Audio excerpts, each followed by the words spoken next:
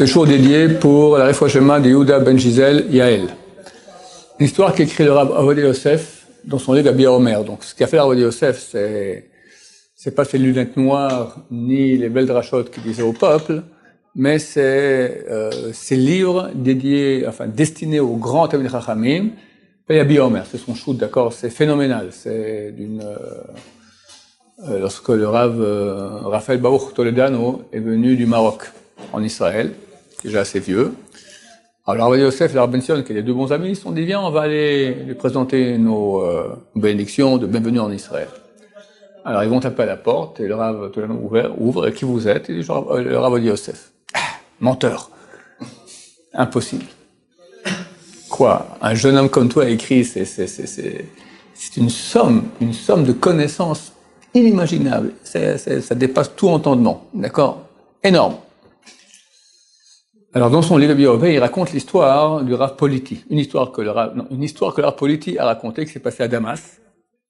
Politi, c'est un des grands rabbinim du monde oriental. Et c'était il y a un siècle. Il y avait un grand diamantaire juif à Damas. Et donc, son métier, c'est de dire les diamants. On connaît très bien de voir un diamant, tout de suite te dire quelle est sa valeur. Mais lui, il était religieux, et tous les matins, il priait le matin, après il restait 3-4 heures à la synagogue pour étudier. Après, il allait travailler. Bon, les affaires marchaient bien, pas de problème.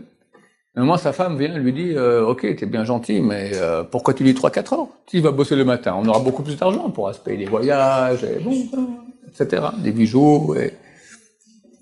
Je lui dis, c'est kadosh. La parnassa vient de Dieu. On touche pas, moi je dois faire mon étude de Torah, et Dieu pourvoit la parnassa. Elle qui, de temps en temps, elle revient sans cesse, renchérit de nouveau, oui, mais, lui qui répond, non, mais.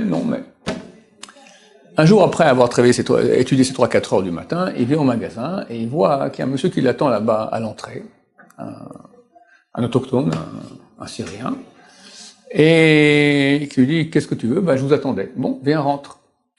Je dois vous parler. Ben, parle. Non, je veux que personne nous voie. Est-ce qu'il n'y a pas un endroit plus profond? Ouais, il le prend dans le grenier là-bas du magasin.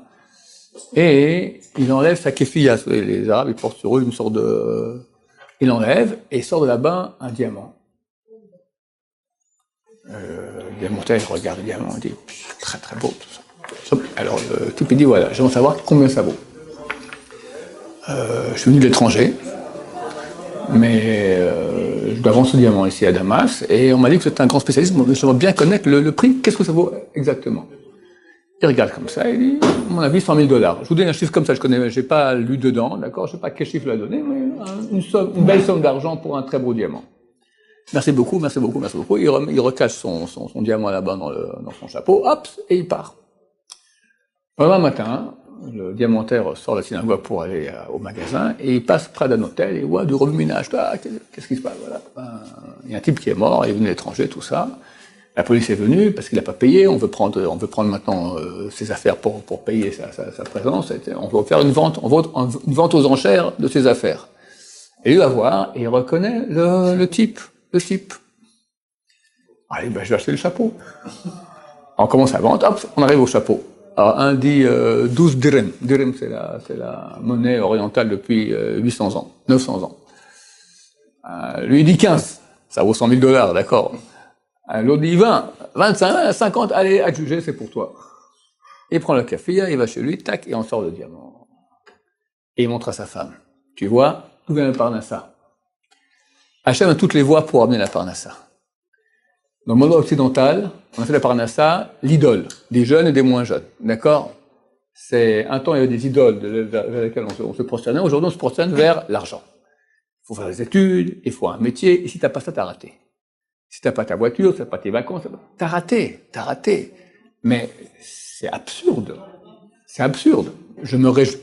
On peut pas réduire ce que je suis, si j'ai réussi ma vie ou pas, à combien d'argent je reçois. C'est complètement faux. Moi, j'ai vu qu'avec beaucoup de gens très très riches, d'accord? Je peux vous garantir, j'ai vu leurs enfants, c'était mes copains, c'est pas les gens les plus heureux du monde. Mais pas du tout. Alors déjà, parler du bonheur, ce serait déjà une échelle plus sympa que la somme d'argent que tu reçois. Mais il y a beaucoup plus que le bonheur. Il y a la vérité. Parce que si tu es dans un bonheur qui est faux, alors tu es heureux 5 ans, 10 ans, 15 ans, puis à 40 ans, la dépression nerveuse, grave, d'accord? Et puis, s'il y a un Dieu qui t'a créé pour un certain but vrai, pour te réaliser, tu l'as pas fait, il te fera le réaliser. Mais comment? Par des souffrances. D'accord? Donc, il y a d'autres choses que ça peut réduire l'être humain à un peu d'argent. C'est clair. Celui qui va dans le sens de Dieu pour se réaliser, là, Dieu s'occupe de lui donner de l'argent. Combien? Ce qui lui revient. Tu n'auras pas un chouïa de plus que ce que Dieu a décidé à Rosh Hashanah. Pas un chouïa de plus. Pas moins, pas plus. Alors, rester à rien faire dans le hamac, non, parce que Dieu veut pas faire des miracles, il va pas tomber l'argent comme ça du ciel, bien que ça tombe du ciel, d'accord, mais bon, c'est pas trop, ça se voit pas trop. Alors tu dois faire une ishtadlout, faire comme si, tu dois faire certains actes pour montrer que. Et Dieu, par ce canal, peut faire amener l'argent, mais jamais croire que c'est toi qui fais, et que si tu fais plus, tu auras plus. Complètement faux. Au contraire, fais le minimum, comme on dit nos sages et morts bénis, avec un maïd ba'esek ba'asok ba'torah. Soit même maïd ba'esek. Amoindris, diminue tes affaires, et affaire-toi à l'étude de Torah. Ça, c'est des affaires qui sont pécuniaires d'argent. Le Rabbi Samachou, il a dit plus haut que ça. Il a dit, fais peu d'affaires de mitzvot, et fais beaucoup d'affaires de Torah. Même entre mitzvot et Torah, fais pas beaucoup de mitzvot, fais beaucoup de Torah. Parce que j'en crois, je vais faire une mitzvot, je vais aider la veuve, l'orphelin, machin. Ok, c'est très bien tout ça, c'est des grandes mitzvot, c'est clair. Mais l'étude de Torah, elle vaut des millions de milliards. Chaque mot de Torah vaut 613 mitzvot réunis. D'accord?